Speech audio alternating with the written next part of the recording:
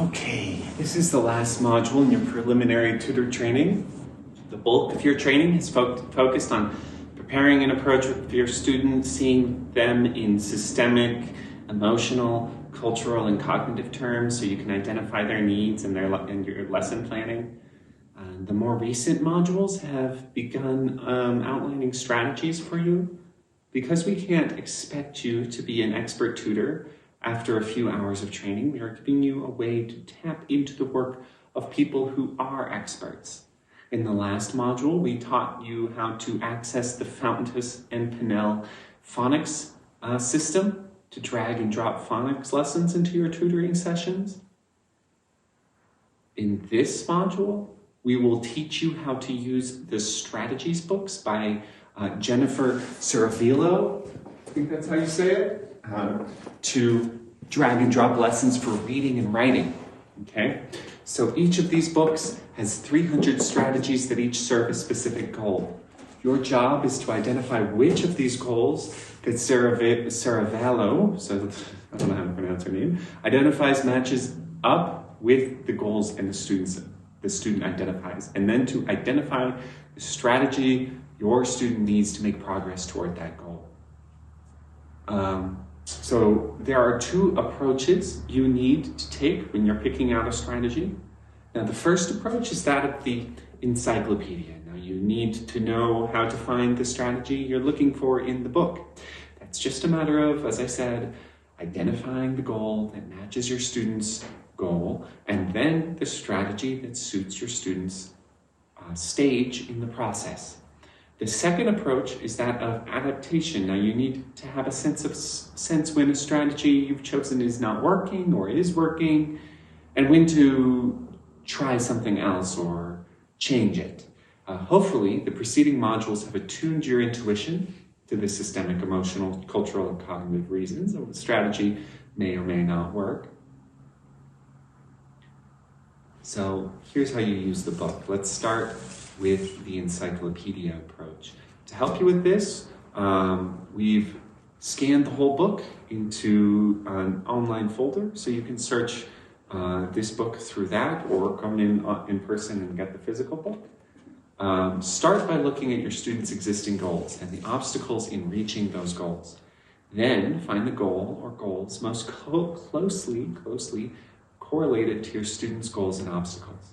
You can refer to your cheat sheet in your tutor training handbook for quick summaries of each goal and the circumstances under which you might want to use strategies associated with that goal. The books have much more detailed descriptions, but we want to give you a clear picture of of the goals in as few words as possible. You probably would fall asleep if we read all the goals in their summaries. So I'm just going to give them to you briefly, but they're also in your training booklet. Okay, so here are the reading goals: supporting pre-emergent and emergent readers, teaching reading engagement, focus, stamina, and building a reading life, supporting print work, increasing accuracy and integrating sources of information, teaching fluency, reading with phrasing, intonation, and automaticity.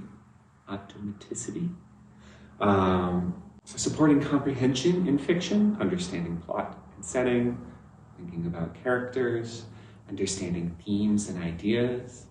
Supporting comprehension in fiction, determining main topics and ideas, determining key details. Getting the most from text features. Improving comprehension in fiction and nonfiction, understanding vocabulary and figurative language, supporting students' conversations, speaking, listening, and deepening comprehension, improving writing about reading. And so those are all in your tutor booklet, including these: writing strategies,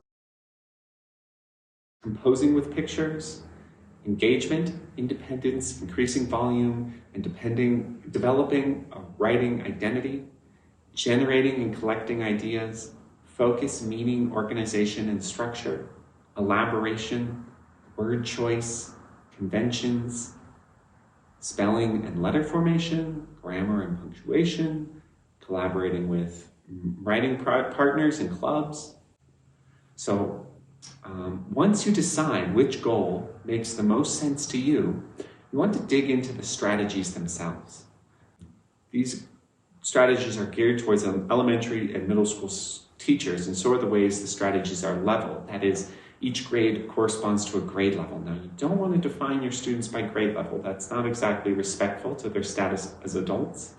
So simply translate the K through 8 scale to the NRS level of the general progression of skills that you're observing in your student. If your student needs to build skills from the ground level, then you want to look for strategies at the emergent to 2 levels, for example.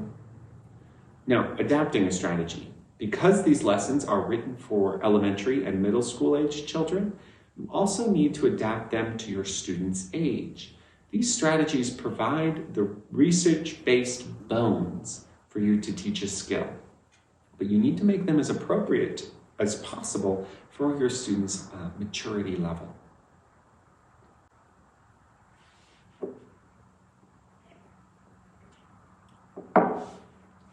Okay, so I want you to take some time going online.